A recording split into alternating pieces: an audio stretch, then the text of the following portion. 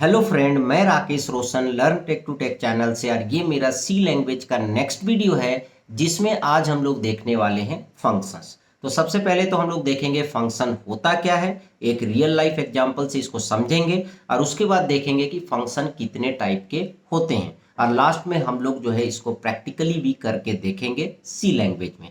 तो चलिए इस वीडियो को स्टार्ट करने से पहले जस्ट मैं आपसे रिक्वेस्ट करता हूं कि अगर अभी तक आपने मेरे चैनल को सब्सक्राइब नहीं कर रखा तो सब्सक्राइब कर लें और बगल में जो बेल है जरूर क्लिक करें जिससे मेरे जितने भी नए वीडियोस हैं उनके नोटिफिकेशन आपको मिलता रहे। तो चलिए स्टार्ट करते हैं। तो चलिए दोस्तों, सबसे पहले फंक्शन को समझते हैं एक रियल लाइफ एग्जाम्पल को लेकर। जैसे सपोज डेट कोई ऑर्गेनाइजेशन होता है, ठीक है। तो किसी ऑर्गेनाइजेशन में क्या एक ही बंदा या एक ही ऑफिस सारा काम करता है? नहीं, हर काम के लिए अलग अलग ऑफिस और अलग अलग लोग होते हैं। जैसे एक बड़े ऑर्गेनाइजेशन में अगर आप जाएंगे, ठीक है, तो वहाँ पर क्या होगा, एक एचआर डिपार्टमेंट होगा जिसका काम होगा कि एम्प्लॉयज़ को जॉब में लेना, उनको ट्रेनिंग देना, ये एचआर का काम होगा। एक अकाउंट डिपार्टमेंट होगा जो अकाउंट का फंक्शन देखेगा। एचआर के जितने भी फंक्शन हैं वो एचआर देखेगा, अकाउंट का जो काम है वो अकाउंट देखेगा। उसके बाद एक डिपार्टमेंट होगा ऑपरेशन, ठीक है, जो क्या करेगा, उस ऑर्गेनाइजेशन के सारे ऑपरेशंस को देखेगा। उसके बाद एक डिपार्टमेंट और हो सकता है सेल्स एंड मार्केटिंग, जिसका काम क्या होगा, सेल्स को देखना और मार्केटिंग को देखना। इसका मतलब क्या है कि एक ऑर्गेनाइजेशन को प्रॉपर तरीके से चलाने के लिए हर काम को डिस्ट्रीब्यूट करना पड़ेगा अलग अलग लोगों को, अलग अलग ऑफिस को, जिससे कि अगर अकाउंट से रिलेटेड कुछ काम हो तो हम डायरेक्ट अकाउंट डिपार्टमेंट में जाएं, अगर ऑपरेशन से रिलेटेड कुछ काम है तो हम डायरेक्ट ऑपरेशन डिपार्टमेंट में जाएं, अगर एचआर से रिलेटेड काम है तो हम डायरेक्ट एचआर डिपार्टमेंट को कांटेक्ट करें। तो इससे फायदा क्या हो गया कि हमें पता है कि किस काम के लिए किस डिपार्टमेंट में जाना है।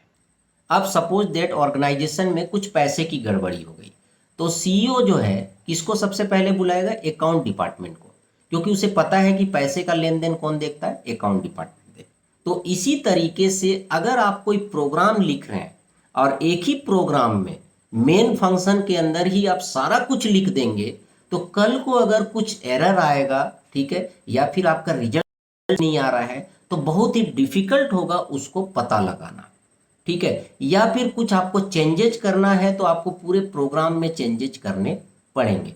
तो इसीलिए हम प्रोग्राम को फंक्शंस में लिख सकते हैं। अब सपोज दैट कि मुझे एक कैलकुलेटर का प्रोग्राम लिखना है, तो मैं क्या करूंगा, ऐड के लिए एक अलग फंक्शन बना दूंगा, सब्ट्रैक्ट के लिए एक अलग फंक्शन बना दूंगा, मल्टीप्लाई के लिए एक अलग फंक्शन बना दूंगा और डिवीजन के लिए एक अलग फंक्शन बना दूंगा। तो इससे बेनिफिट क्या है कि सपोज दैट कि मान लो मल्टीप्लाई सही से नहीं हो रहा है, तो मैं डायरेक्ट जाके देख सकता हूं कि मल्टीपल फंक्शन में तो कोई गड़बड़ी नहीं है, ठीक है, और मेरा प्रोग्राम जो है रीडेबल भी हो जाएगा और अंडरस्टैंडेबल भी हो जाएगा।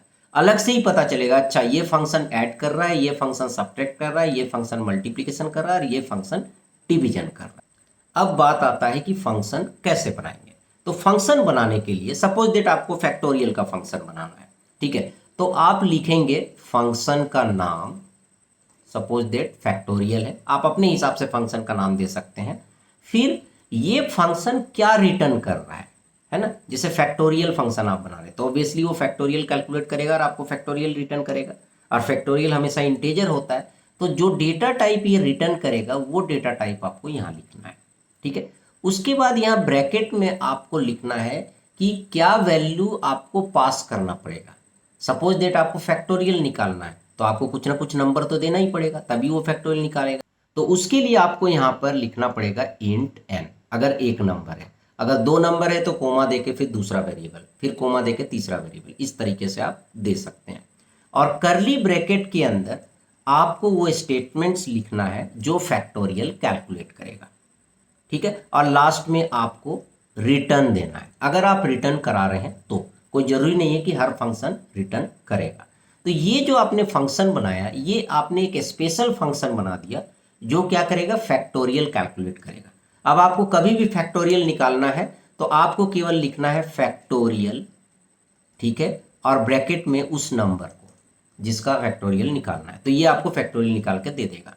अब आप इस फंक्शन को कई बार कॉल कर सकते हैं। ठीक है, तो इस तरह से आपको पता चल गया फंक्शन का कंसेप्ट क्या है। चलिए अब हम लोग जो है प्रोग्राम करके देखते हैं कि कैसे हम फंक्शन को डिफाइन करेंगे, कैसे डिक्लेयर करेंगे और कैसे कॉल करेंगे। पर मैं यहाँ पर आपको बता दूं कि फंक्शन जो है वो 4 टाइप के होते हैं। कौन कौन से होते हैं? पहला होता है no return value and no argument. ठीक है, कोई रिटर्न वैल्यू भी नहीं होगा और कोई आर्ग्यूमेंट भी नहीं होगा। दूसरा क्या होगा?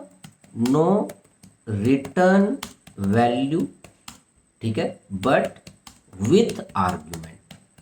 मतलब आर्ग्यूमेंट होगा बट रिटर्न वैल्यू नहीं होगा। आर्ग्यूमेंट का मतलब जो फंक्शन में आप वैल्यू पास कर रहे हो। उसके बाद तीसरा क्या होगा? रिटर्न वैल्यू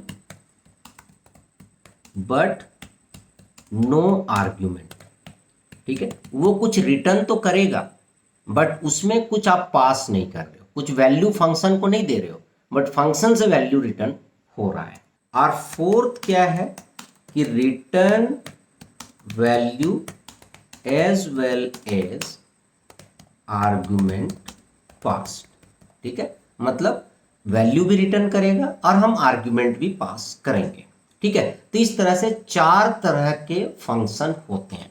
मतलब फंक्शन तो एक ही तरह का है बट उसमें क्या है कि हो सकता है आप वैल्यू भी रिटर्न ना कर रहे हो और आप आर्ग्यूमेंट भी पास ना कर रहे हो, तो ये एक टाइप हो गया। हो सकता है कि आप जो है वैल्यू रिटर्न ना कर रहे हो बट आर्ग्यूमेंट पास कर रहे हो, ये दूसरा टाइप हो गया। हो सकता है आप वैल्यू रिटर्न कर रहे हो बट आर्ग्यूमेंट ना पास कर रहे हो, ये तीसरा टाइप हो गया। और चौथा टाइप हो गया कि हो सकता है आप वैल्यू भी रिटर्न कर रहे हैं और आर्ग्यूमेंट भी पास कर रहे हैं। ठीक है, तो इस तरह से 4 टाइप हो गए। तो चलिए एक एक करके हम लोग इसको प्रैक्टिकली देखेंगे। तो सबसे पहले जो है हम लोग देखते हैं जिसमें no return value and no argument. ठीक है, तो ये फर्स्ट वाला हम लोग सबसे पहले देखते हैं। तो मैं यहाँ पर लिखता हूँ हैश इंक्लूड stdio.h, ठीक है, void main और यहाँ पर कर्ली ब्रैकेट ओपन क्लोज। तो ये जो पहला टाइप है जिसमें कुछ रिटर्न भी नहीं कर रहे हैं, कुछ आर्गुमेंट भी पास नहीं कर रहे हैं, तो ये बड़ा सिंपल होता है। जैसे सपोज दैट कि मुझे खुद का एक प्रिंट फंक्शन बनाना है जो स्टार प्रिंट करेगा। ठीक है, वो एक लाइन स्टार प्रिंट करेगा। तो मैं यहाँ पर लिख दूंगा प्रिंट और ब्रैकेट ओपन क्लोज। तो यहाँ पर मैं प्रिंट मेथड को कॉल कर रहा हूँ और यहाँ पर मैं क्या कर रहा हूँ, एक ऐसा प्रिंट मेथड बना रहा हूँ जिसका कोई रिटर्न टाइप नहीं है, इसलिए मैं लिख रहा हूँ void फिर प्रिंट और फिर यहाँ ब्रैकेट में भी void। तो इसका मतलब क्या हो गया? इसको बोला जाता है प्रोटोटाइपिंग, है ना। इसको बोला जाता है प्रोटोटाइपिंग या फिर बोला जाता है फंक्शन डिक्लेरेशन। ठीक है, फंक्शन डिक्लेरेशन मतलब यहाँ पर हमने फंक्शन डिक्लेयर कर दिया कि हम एक प्रिंट नाम का फंक्शन यूज करेंगे। ठीक है, प्रिंट नाम से वो कुछ भी रिटर्न नहीं करेगा और हम उसमें कुछ आर्गुमेंट भी पास नहीं करेंगे। तो दोनों में हमने void void लिख दिया। अब इसका डेफिनेशन क्या होगा प्रिंट फंक्शन का? तो यहाँ पर प्रिंट फंक्शन का डेफिनेशन में भी आपको लिखना पड़ेगा void प्रिंट। ठीक है, कर्ली ब्रैकेट ओपन क्लोज। ठीक है, ये क्या हो गया? फंक्शन का डेफिनेशन हो गया, मतलब एक्चुअल फंक्शन कैसे काम करेगा। ठीक है, इसको बोल दिए फंक्शन डेफिनेशन। अब यहाँ पर हम जस्ट क्या कर रहे हैं, हमने लिख दिया printf और यहाँ पर बहुत सारे हम स्टार प्रिंट कर दे रहे हैं। ठीक है, यहाँ पर हमने बहुत सारे स्टार प्रिंट कर दिए। तो अब क्या होगा कि अगर सपोज दैट मुझे इतने सारे स्टार प्रिंट करने हैं तो मुझे बार बार ये नहीं लिखना पड़ेगा printf और ये, क्योंकि मैंने इसके लिए एक फंक्शन बना लिया प्रिंट नाम का। केवल मैं प्रिंट लिखूंगा तो ये क्या करेगा कि इतने सारे स्टार को प्रिंट कर देगा। अब मैं अगर 2 बार लिखूंगा तो ये 2 बार प्रिंट कर देगा। तो यहाँ जो मैं प्रिंट लिख रहा हूँ इसको बोला जाता है फंक्शन कॉलिंग। तो यहाँ से आप क्या कर रहे हैं, फंक्शन को कॉल कर रहे हैं। तो फंक्शन में 3 पार्ट हो गया। क्या? यहाँ पर पहले आपको डिक्लेयर करना है कि आप जो फंक्शन यूज कर रहे हैं उसका नाम क्या है, उसका रिटर्न टाइप क्या है, उसमें कितने आर्गुमेंट आप पास कर रहे हैं। अगर एक भी आर्गुमेंट नहीं है तो आपको void लिखना है। यहाँ पर हो गया फंक्शन डेफिनेशन कि फंक्शन एक्चुअली में कैसे काम करेगा। ठीक है, और यहाँ पर हो गया फंक्शन कॉलिंग। तो ये दोनों ही जो है फंक्शन कॉलिंग का काम कर रहा है। तो यहाँ से फंक्शन को कॉल करने के लिए क्या करना पड़ता है, केवल फंक्शन का नाम लिखिए और अगर कोई आर्गुमेंट है तो आप लिख सकते हैं। ठीक है, तो ये एक सिंपल सा प्रोग्राम था। तो इसको अगर आप रन करेंगे तो कुछ नहीं होगा, केवल 2 बार जो है 2 लाइन स्टार आपका प्रिंट होगा। तो यहाँ पर आप देख सकते हैं आधा स्टार यहाँ प्रिंट हुआ है, फिर आधा स्टार उसके बाद प्रिंट हो रहा है। क्योंकि यहाँ पर हमने न्यू लाइन नहीं दिया है इसलिए ये एक लाइन में प्रिंट कर रहा है।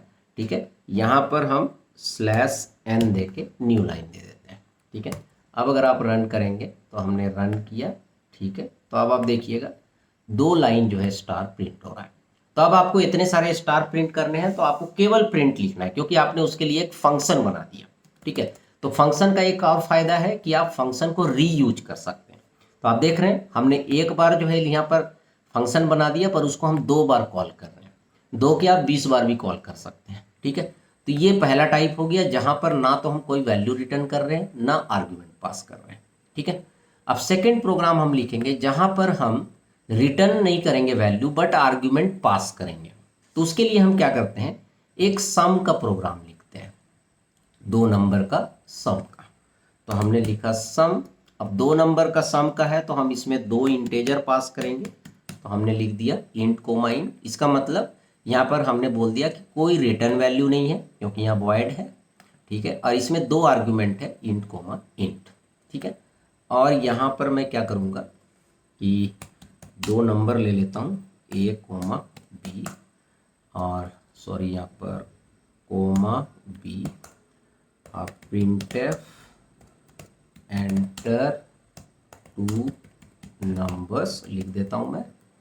ठीक है, scanf %d और %a %b। ठीक है, 2 नंबर हमने इनपुट ले लिया। अब यहाँ पर बोल रहा है कि no return value but with argument, मतलब हमको रिटर्न नहीं करना है। ठीक है, पर आर्गुमेंट पास करना है। तो मुझे सम को कॉल करना है और इसमें क्या करना है, मुझे a कोमा b को पास कर देना है।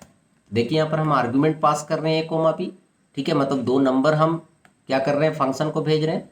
अब ये फंक्शन मुझे सम करके देगा, पर उसके लिए लिखना पड़ेगा। तो यहाँ पर हम लिखेंगे सम। यहाँ पर आपको डेटा टाइप के साथ लिखना है वेरिएबल, इंट a और इंट b। अब यहाँ पर आपने देखा उधर a b था तो मैंने यहाँ भी a b लिख दिया, कोई ज़रूरी नहीं है। आप यहाँ पर x y भी लिख सकते हैं।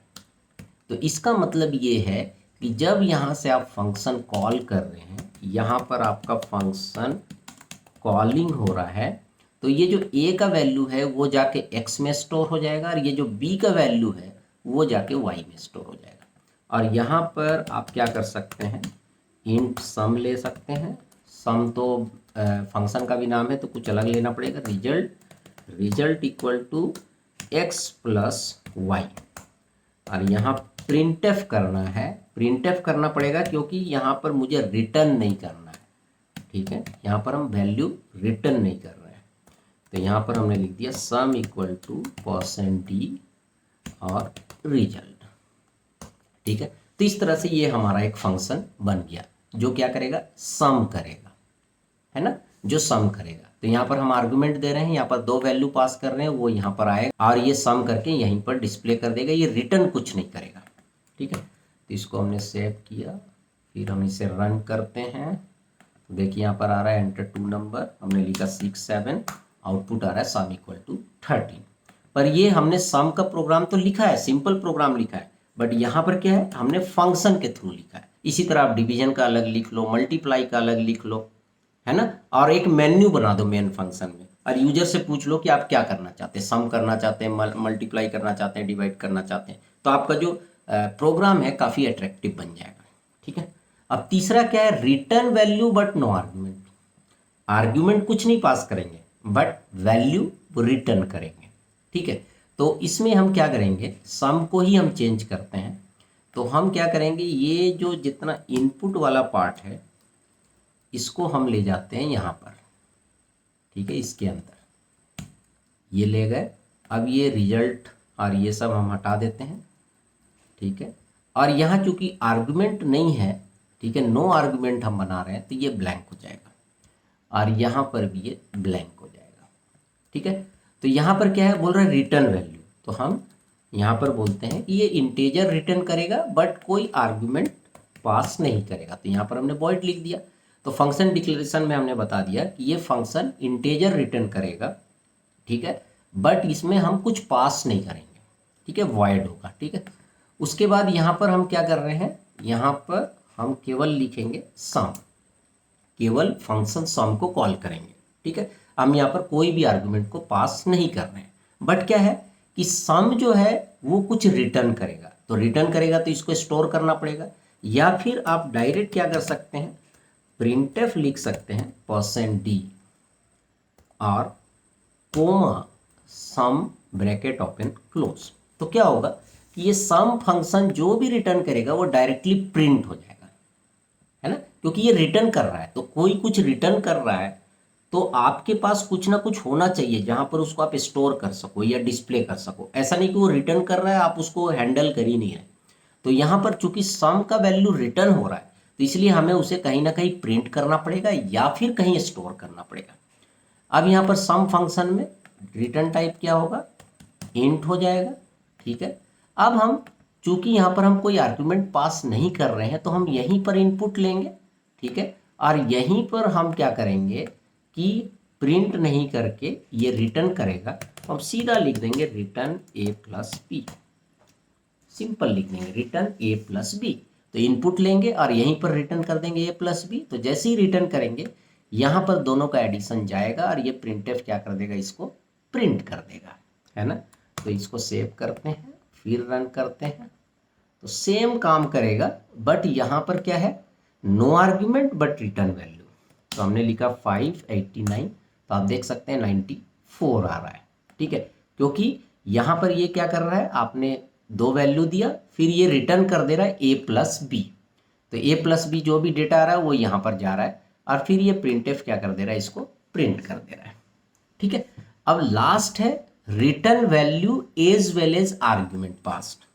आप आर्ग्यूमेंट भी पास कर रहे हैं और वैल्यू भी रिटर्न कर रहे हैं।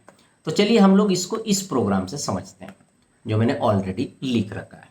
यहाँ पर ये फैक्टोरियल का प्रोग्राम है जो क्या कर रहा है, फैक्टोरियल कैलकुलेट कर रहा है, और फैक्टोरियल कैलकुलेट करने के लिए वो आपसे वैल्यू भी ले रहा है और फैक्टोरियल कैलकुलेट करके वो आपको रिटर्न भी कर रहा है, ठीक है। तो यहाँ पर आप देख सकते हैं मैंने इंट लिखा है, फिर फैक्टोरियल फंक्शन का नाम, और चूंकि हमको एक नंबर सेंड करना पड़ेगा फैक्टोरियल निकालने के लिए, क्योंकि ये प्रोग्राम है क्या, return value as well as argument pass, तो इसलिए यहाँ पर इंट लिखें, मेन फंक्शन है, यहाँ पर हम नंबर इनपुट ले रहे हैं और फैक्टोरियल में उस नंबर को पास कर दे रहे हैं।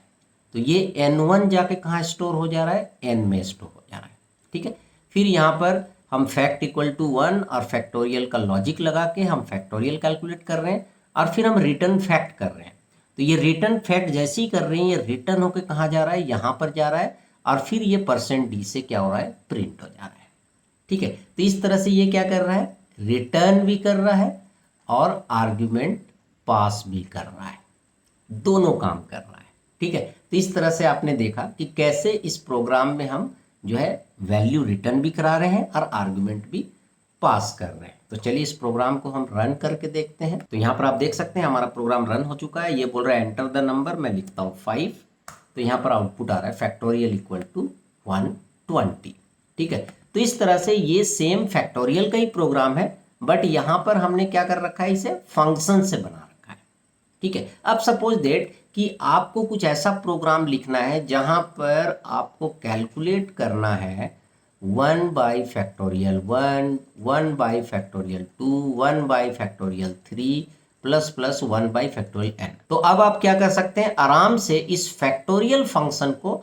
यहाँ पर कॉल करके और एक लूप लगा के इसका सॉल्यूशन निकाल सकते हैं, ठीक है, क्योंकि यहाँ पर आपको बार बार जो है फैक्टोरियल निकालना पड़ेगा। तो उस केस में आप एक फैक्टोरियल का फंक्शन बना लें और उसे बार बार यहाँ पर कॉल कर लें, ठीक है, और उसे 1 से डिवाइड करके ऐड करते जाए फॉर लूप के थ्रू। तो इस तरह से फंक्शन का यूज किया जाता है, ठीक है। तो मैंने पहले भी बताया कि फंक्शन जनरली बनाया जाता है रीयूज के लिए, कि एक बार आपने बना दिया उसे बार बार आप यूज कर पा रहे हैं। तो इस तरह से दोस्तों आपने इस वीडियो में देखा कि फंक्शन क्या होता है, कितने टाइप के होते हैं, और हमने सी प्रोग्राम में उसे इम्प्लीमेंट करके भी आपको दिखाया। तो आई होप कि आपको सारा कंसेप्ट समझ में आ गया होगा। तो चलिए इस वीडियो में इतना ही रखते हैं। Thank you and good bye.